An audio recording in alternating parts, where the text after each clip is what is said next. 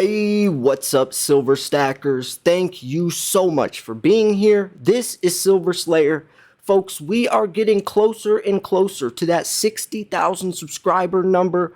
And guess what? I'll be doing a massive silver giveaway when we hit that number. So you don't want to miss it. Trust me. Give some context. When I hit 40K, I gave away $1,000 worth of silver to 6 different stackers.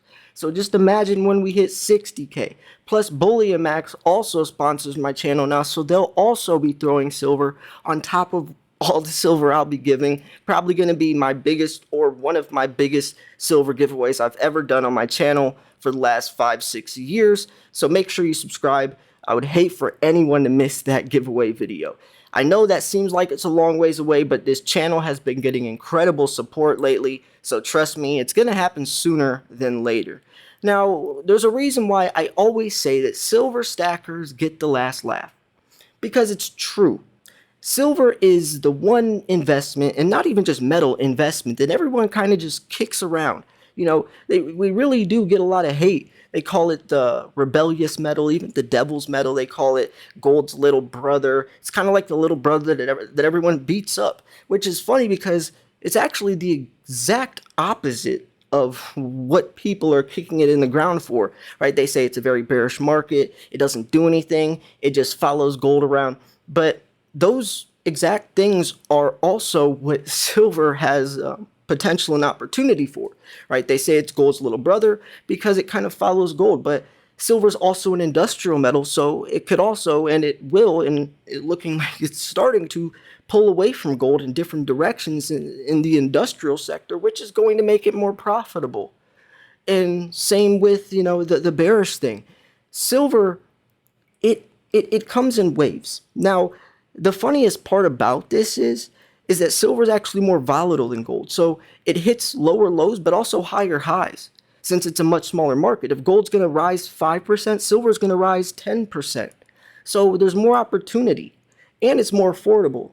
So it's just funny. I don't think people understand. And the main people that say that are either only investing in the gold or stocks or something, that don't really understand the true potential, the true value of silver. So on that note, I wanted to make a video kind of just expressing silver's true potential, because a lot of times people don't know the whole truth. They look at something, maybe they just read a couple of articles or watched a couple of videos and mentioned some points, but there's probably also a lot of negative points, since there is so much information out there that kind of hates on silver. So I'm sure if someone knew all of the information, all of the reasons that make silver truly this opportunistic, then maybe they would invest into it.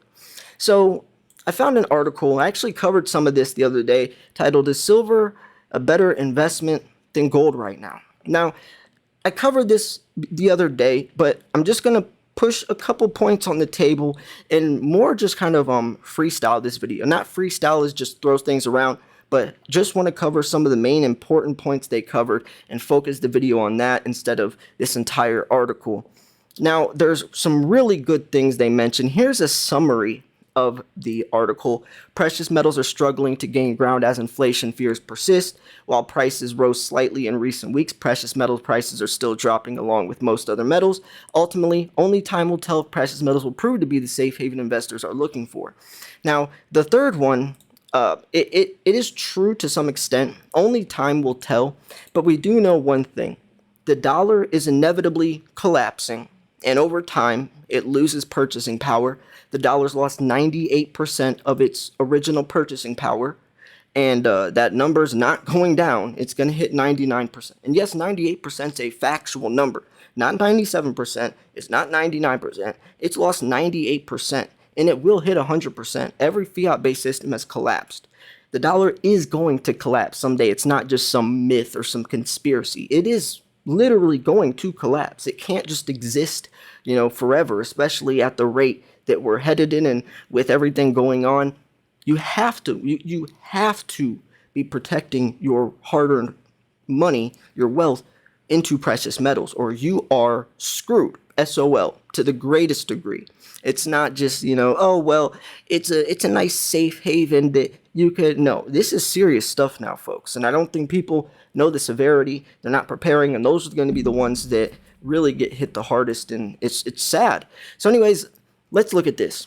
Precious metals like gold, silver, and palladium are fighting back hard against global trends of dropping precious metals prices.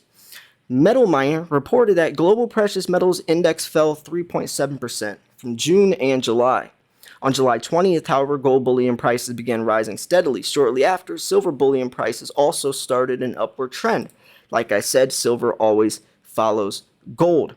For instance, some experts feel investors might start to view gold and silver like an insurance. Others predict they'll treat them as an investment opportunity, a chance to turn currency into something which will gain value down the line. And that's not only the reason to look at it, from that perspective, is keeping your money in your bank account is just letting it burn away. So it's also a store of wealth. You could even look at it that way. It's like, if I keep $50,000 in my bank account, what I can buy with that $50,000 over the coming years is going to be less and less. But if you put that $50,000 in precious metals, at least you know it holds its value. So this is something that I really wanted to look at. It's getting harder to predict a long-term trend for precious metals. I don't think a lot of people mention this, or this conversation isn't talked about enough, at least. And it's the rate of change where precious metals are being affected by different variables and factors that is, I guess, eventually going to determine the outcome or the price, or even just beyond the price, or the market itself. Now, this is something that I've talked about before. I interviewed the owner of my local coin shop. He's been in business for 45 years selling, with the coin shop, but he's been stacking longer than that. And I asked him, I said, how you stacked silver back in the day, your strategy, is it different than today? What affected the markets back in the day? How much different is it today? And he said, oh, it's completely different. And it did make sense. I mean, back in the day, I'm sure it was based more on supply and demand, more on the fundamentals. But nowadays, social media comes out, news, people are more sensitive. There's a lot more FUD, which is fear, uncertainty, doubt, FOMO. Just so much more stuff that brings speculation into play. Even just people interpreting or assuming what the FOMC is going to say, even before they even announce it. And then after they announce it, they don't even know if what they're saying is going to come true. They say, we'll expect to hit this many basis point cuts or whatever, rate hikes. It's all just assuming. So a lot of this is just people, just what they think is going to happen. And it's not even basing the market on anything of true value or true, a true price.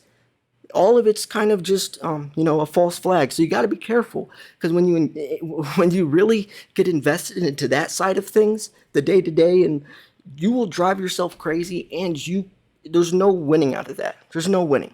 So anyways, despite this brief bullish trend, precious metals prices are still dropping along with most other metals. The real question is whether or not precious metals can withstand such intense inflation. Fortunately, many in the investing world are staying hopeful. As previously mentioned, recessions have historically proven invaluable to precious metals investors. So, will silver pull apart or pull ahead of gold? I think we all know that answer. Yes, gold has no place in the new technical, digital era we're advancing in. Right, the technology that is going to be just booming, that whole sector of EVs and solar panels and 5G towers, and all of that requires boatloads of silver, but not so much gold. That's where silver is going to take on a life of its own. David Morgan was even just talking about that the other day.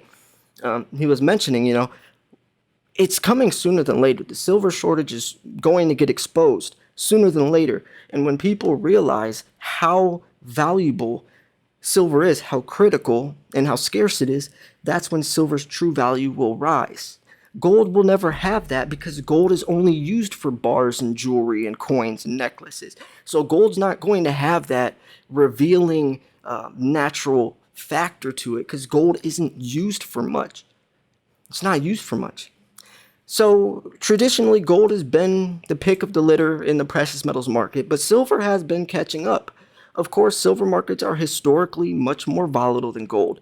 See, still, there's currently a higher global demand for silver due to its growing range of uses. It's funny how gold is 90 times more valuable than silver when silver's 90,000 times more valuable than gold in terms of uses. So, for instance, the precious metal has applications for everything from water filtration systems, solar panels, x-ray films, medical tools. This gives another edge, or silver another edge over gold in terms of demand. And that's the biggest thing. That said, there's no evidence that silver will indeed outrun gold in price. I definitely don't know why they would even say that. I mean, there is no evidence, but if 1 + 1 always equals 2. You can try to come up with a theory that it might equal 3, but 1 + 1 equals 2. We all know that. Investing 101. One of the first things you learn in investing: low supply, high demand pushes the price up. A low supply of silver, a high demand of silver pushes the price up. So let's look at this. What do you think about this? What do you think about this? I think that this is a really good point, though. Ultimately, only time will tell if precious metals will prove to be the safe haven investors are looking for. Of course, there needs to be a storm before we can judge the quality of the shelter. Until a recession is confirmed, all we can do is speculate and hope. There's a couple things. How do we know when we're truly in a recession? What factors at play? The unknown variable is one of the biggest influencers, and that's the one that we cannot predict or forecast. Kind of like the weatherman. Anytime someone throws out a price prediction or tries to predict what's going to happen, they're always way off, because something else down the line is going to happen and it's going to throw prices in shambles of what they're saying. Some more countries entering the war, something happens with the Fed, anything. Nowadays, you have to expect the unexpected. We're living in crazy times, so expect crazy prices, expect crazy things to happen. For me, all I do is buy silver, throw it in a safe, and just hold on to it. Right now, gold and silver is in the red. Silver's at $20.13. Let's look at the 1 week chart. Look at the 1 month chart. A lot of volatility in the last week. We saw it up to $20.33, down to $19.87, up to $21 or $20.21. Now, it looks like it just did break below 20, but it's holding on. Now you can see there is a lot of support around $18.50. If we can bounce back from here and start getting support around $20, that would be very good news. Well, I mean, to true silver stackers, we don't even care. It could go down to $11 again, like it did in March of 2020. We don't care, because we're still going to be buying it. I mean, look at this chart down here, or I think it's on this one. Oh, no, it's not. There was a chart I was showing. I guess we could just go back to this one. There was a chart that I was showing, and here we'll do like the all-time. So even when, where's it at? 2020. Here we'll have to do like even when silver was $11. I don't even think it can capture. Even when silver was $11, I was telling people to buy silver. That was when everyone was selling it. Because I, as a true silver stacker, knew that $11 is a steal. So if you know something is extremely undervalued, why wouldn't you get it? That means it's undervalued, which means it's a good deal. If something's overvalued, it's over the value, so why would you invest into it? Now, not saying that $50 silver is overvalued, not saying that. I'm just saying that when silver's $11, I was buying it like hotcakes. I was telling people to buy it, where most information coming out, most articles was just dogging silver, just kicking it in the dirt, telling everyone that they shouldn't have got into it or that they need to get away because it's terrible right now. It's in terrible shape. See how people think backwards, and that's not how an investor should think. That's not how a true silver stacker should think. Because if you're a true silver stacker, you know that that's cheap. You don't need validation. You know, when silver was $50 right here, everyone was buying it. This is when everyone buys. I bet 90% of people, 90% more people bought up here than when it was down here. right? They buy up here. They buy high. That's when all the hype is there. It's when all the news articles, your friends telling you about silver, and you're like, oh, I've already been, that's when everyone talks about it. That's when everyone gets on the train. But down here, all negative stuff. Nobody gets on it. You need to buy down here, and you could sell up here. It's supposed to be buy low, sell high. Buy the dips, sell the tops. Most people buy the tops and just hope it goes higher. That's not investing, that's gambling.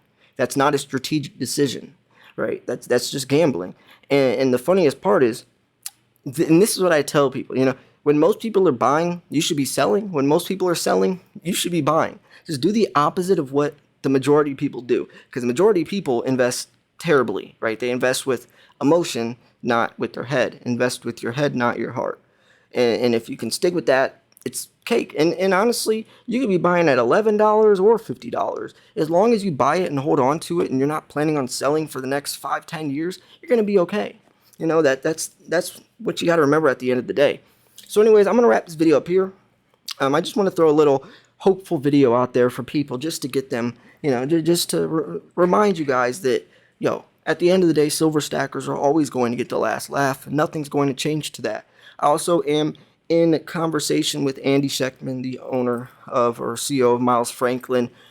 He's the one that got that company is the one that got the $50 million order from the lady billionaire from Texas that purchased 900,000 silver eagles.